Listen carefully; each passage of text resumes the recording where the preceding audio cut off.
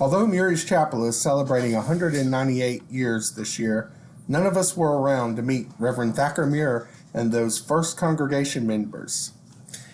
Each of us have our own story about how we came to be at Muir's Chapel. Our story started in the late 80s.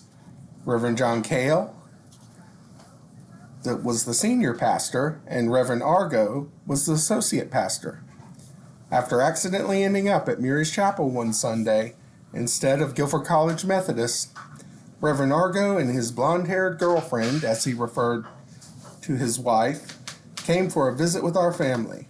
The Maxon and Ford families have been at Muir's Chapel ever since.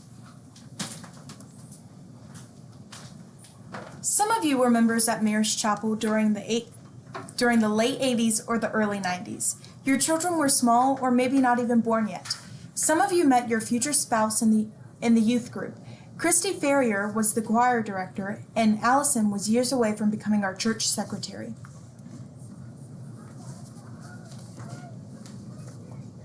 We found that we had neighbors at Muir's Chapel who became dear to our hearts and extended families.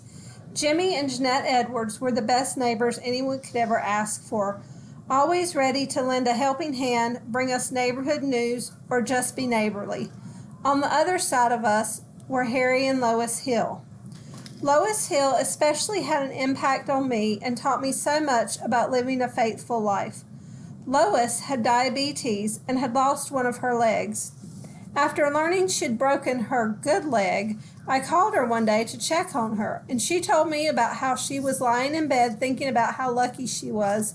She had remembered that she'd been given an electric wheelchair, one she thought she'd never need to use, but she realized that electric wheelchair would allow her to get to the dining room to have meals and see her friends. She could find the silver lining in any situation. While everyone was welcoming, it was the women of the Lee's Bible class who really made us their family. The Sunday school class was so large, extra chairs had to be brought in on Sunday mornings.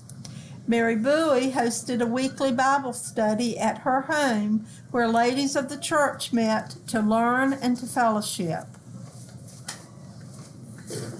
The years came and went, and Jimmy and I continued to meet new people. We had no idea at the time the importance some of these people would later play in our lives.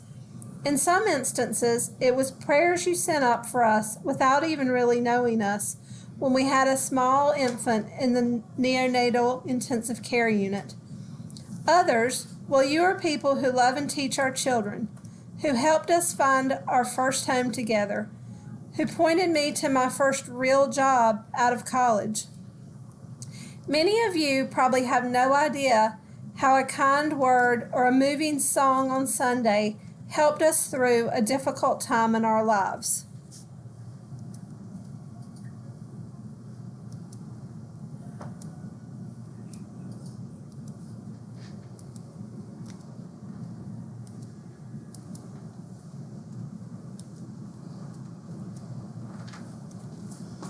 We have been steadfastly held in prayer by all of you at Muir's Chapel. Each prayer has been felt and appreciated.